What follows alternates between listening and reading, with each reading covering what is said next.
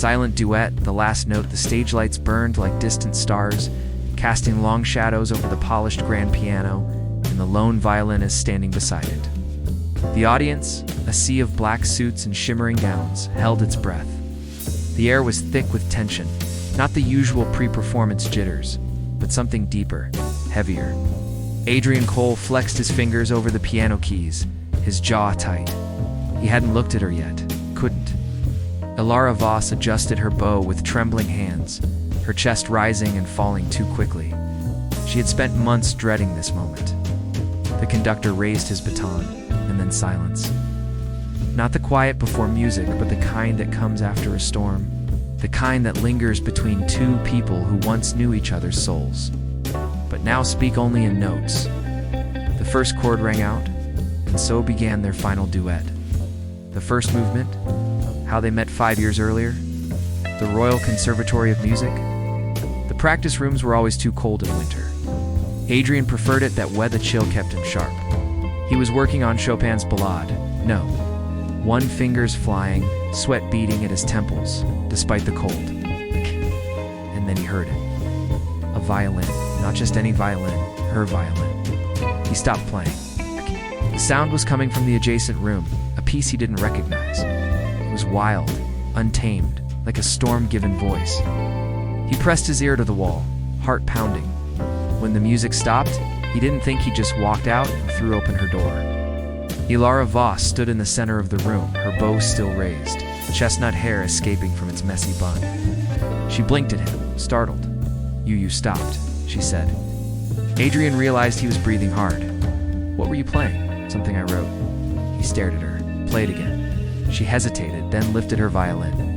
And just like that, the world narrowed to the two of them, and the music between them. The crescendo, when they were golden 3 years later.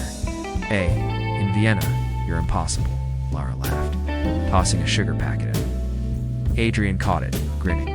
Love it? They had just finished their first major performance together, a rendition of Brahms' Violin Sonata. No, 3 that had critics raving. A dialogue of souls. One review called it, Lara stirred her coffee absently, her foot tapping out a rhythm only she could hear. What if we tried something riskier? Adrian raised an eyebrow, like a composition of our own. He leaned forward. You mean a duet? She nodded, eyes alight. Not just notes on a page. Something that sounds like us. That night, in a cramped studio with a piano that was slightly out of tune, they began. Adrian played a dark, rolling melody. Ilara answered with a high, aching refrain. Back and forth, like a conversation, like a love letter. They called it the Silent Duet, because sometimes words weren't enough. The dissonance. The fight 6 months before the performance, the rehearsal room was too hot. You're rushing the andante, Adrian snapped, slamming his hands on the keys. Ilara's bow screeched to a halt. I'm interpreting it. You're butchering it.